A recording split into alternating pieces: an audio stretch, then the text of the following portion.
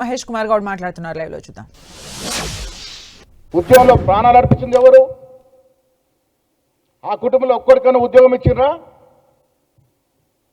అధికారం రాగా నీ అబ్బాయి జాగిరనట్టుగా మీ నాయనకు పదవి, నీకు పదవి, బావకు పదవి, చెల్లెకు పదవి,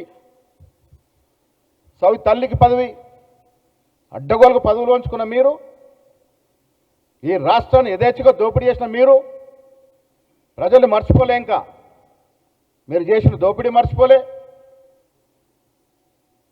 మీరు అమ్మిన మద్యాన్ని మర్చిపోలే, మీరు కాజేసిన భూముల్ని మర్చిపోలే, మీరు నిరుద్యోగుల యొక్క ప్రాణాలు పొట్టను పెట్టుకున్న సంగతి మర్చిపోలే, ఆఖరికి ఇంటర్మీడియట్ పేపర్ కూడా లీకేజ్ చేసి సొమ్ము చేసుకున్న వైనాన్ని కూడా మర్చిపోలే. ఏంటి నీ బతుకు? అమెరికాలో పెట్రోల్ బంకులో పెట్రోల్ పోసిన నువ్వు ఉద్యోగం ఎగిసి పడుతున్నప్పుడు అమెరికాలో సరదాగా గడిపిన నువ్వు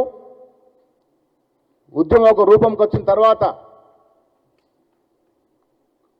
చీమలు పెట్టిన పాములో పుట్టలో దూరినట్టు సిరిసిల్లో దూరి ఆనాటి వరకు ఉద్యమంలో కేకే మహేందర్ రెడ్డి పొట్టగొట్టి డబ్బుల మదంతో ఎమ్మెల్యే అయి నువ్వు ఇవాళ రాహుల్ గాంధీ గారి గురించి, రేవంత్ రెడ్డి గారి గురించి మాట్లాడతావు. జ్ఞానం ఉండాలి మాట్లాడే ముందు. మన స్థాయి ఏంది, మన చరిత్ర ఏంది, మన గతం ఏంది ఒక్కసారి స్మరణం చేసుకొని మాట్లాడాలి. మోతీలాల్ నెహ్రూ గారు వేల కోట్ల ఆస్తులు దేశం కోసం ఆనాడు స్వాతంత్రంలో ఉద్యమంలో పెట్టినాడు. జవహర్లాల్ నెహ్రూ ఏకంగా 9 ఏళ్లకు పైగా జైల్లో జీవితం గడిపి స్వాతంత్రం కోసం పోరాటం చేసినట్టు మహానాయకుడు. సర్పంచ్ పదవి కోసం పాకలాడి ఈ రోజుల్లో ప్రధానమంత్రి పదవిని త్యాగం చేసినట్టు ఘనమైన చరిత్ర గాంధీ కుటుంబాంది.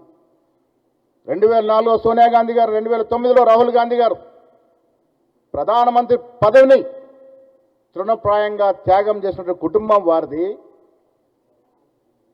నువ్వు కోన్ కిస్కా బచ్చాగాడివి. నువ్వు రాహుల్ గాంధీ గారి గురించి మాట్లాడుతూ ఉన్నావు. దేశ ప్రజలకి, రాష్ట్ర ప్రజలకి 420 బ్యాచ్ ఎవరో, 420 కుటుంబం ఎవరో అందరికీ తెలుసు. ఆయన వల్ల మాట్లాడిన భాష చూస్తూ ఉంటే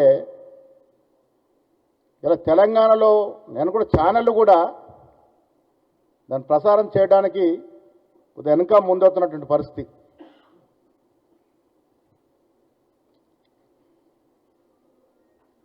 తల్లి లాంటి తెలంగాణ యాస మట్టెలు గంటె పుస్తలమ్మి ఎన్నాళ్ళు దేశంలో ఎక్కడ లేని విధంగా భాష యాస నిగ్గస్సుగా కలుషితం చేసి 10 ఏళ్ళు మద్యాన్ని ఏరులై పారించి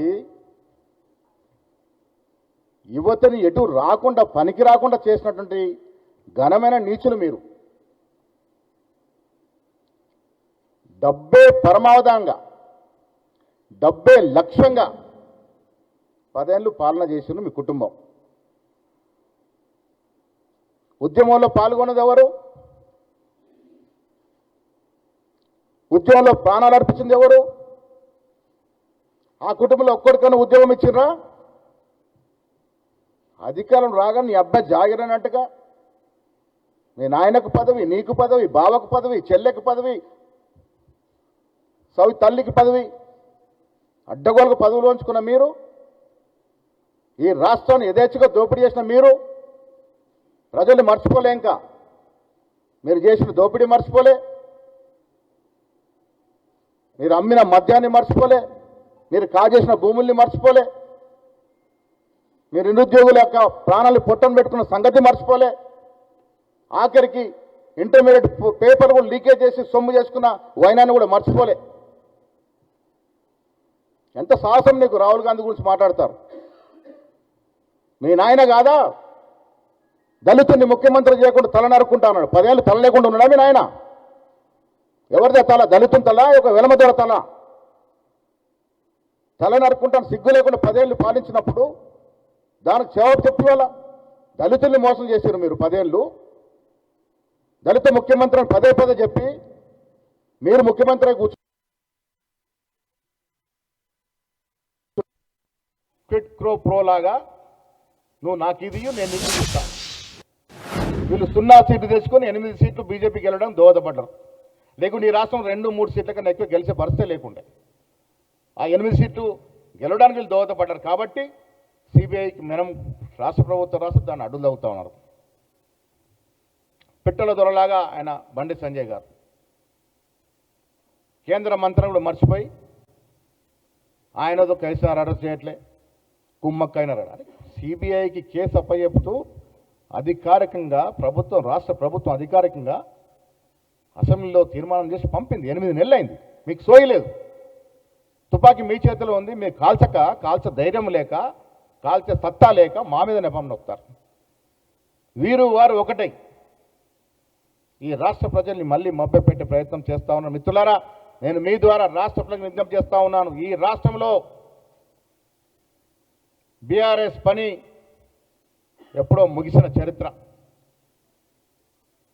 ఇవాళ నీతో సహా నువ్వు తయారు చేసిన నేరమే ముఠ కొల్లగొట్టిన దోపిడి సొమ్ముతో కృత్రిమ పొంగును నువ్వు ఎంత రెపరెపలాడని చూసినా నీ నేరమయ్య చరిత్ర గులాబీ రంగు ఏనాడో మాసిపోయింది. గుర్తుంచుకో కేటీఆర్. తల్లి తంగేడు బతుకమ్మ సాక్షిగా తెలంగాణ ప్రజల హృదయాల్లో నువ్వెప్పుడో మాసిపోయావు.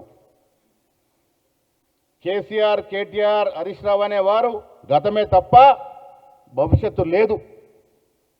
ఈ రాష్ట్ర ప్రజలు మిమ్మల్ని కానీ, మీ కుటుంబాన్ని కానీ, మీ పార్టీని కానీ ఆదరించే పరిస్థితి లేదు. కారణం మీరు 10 ఏళ్ళుగా చేసిన దోపిడీ, మీరు 10 ఏళ్ళుగా చేసినటువంటి రకరకాల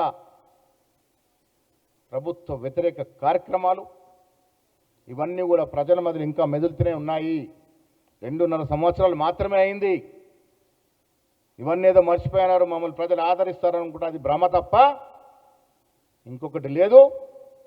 పెద్దోళ్ళ గురించి, ఈ దేశం కోసం త్యాగం చేసినట్టు కుటుంబం గురించి మాట్లాడే ముందు నీ స్థాయి, నీ చరిత్ర, నీ గతం గుర్తు చేసుకుంటే మంచిదనే మాట కూడా నేను కేసీఆర్ కుటుంబ సభ్యులకి మీ ద్వారా వారికి చెప్పాల్సిన చెప్తా ఉన్నాను.